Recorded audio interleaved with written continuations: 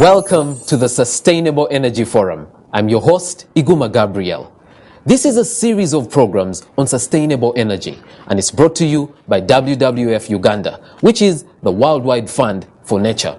This program is produced by Wizards Media.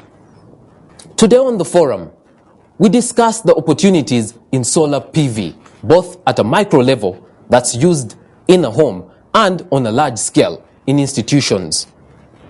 Electricity, which people think is a privilege, actually is a basic human necessity.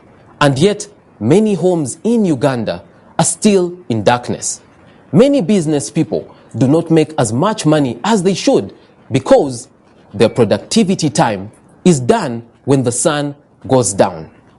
Access to electricity is a necessity for a certain standard of living, but only 6% of the population is connected to the national grid. This has made it difficult for even the households with enough money to buy electricity to be connected.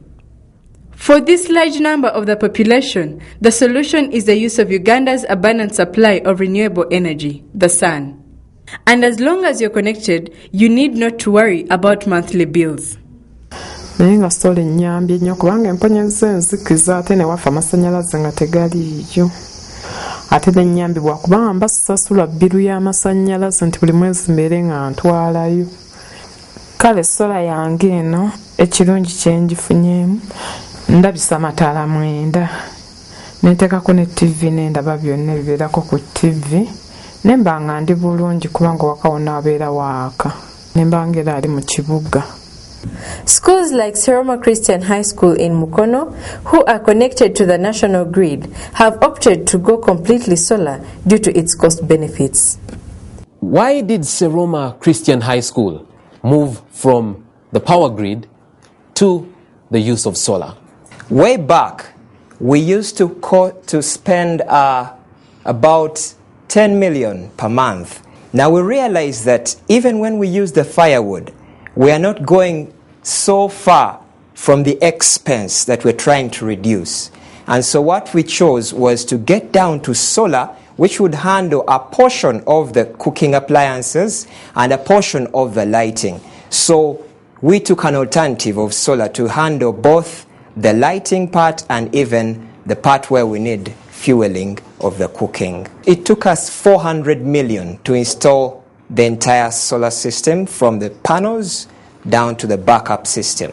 Solar is so expensive, and yet the ministry, like your ministry, is supposed to make sure that renewable energy, like solar, is available to the people. What are you doing to make solar available? Depends in the context you are talking.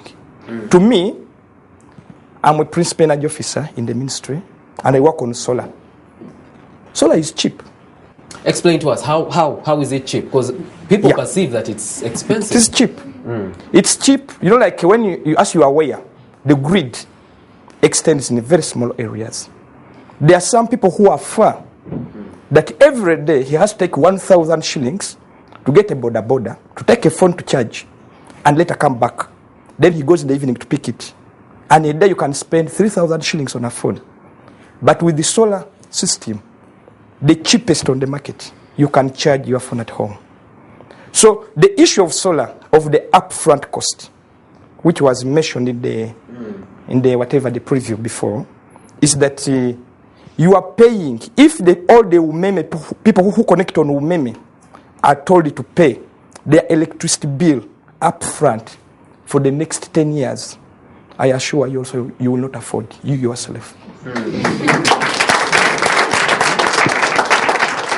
We would like to advise you to shift to solar. It is cleaner, it is better. It will, in the long run, be cheaper for you.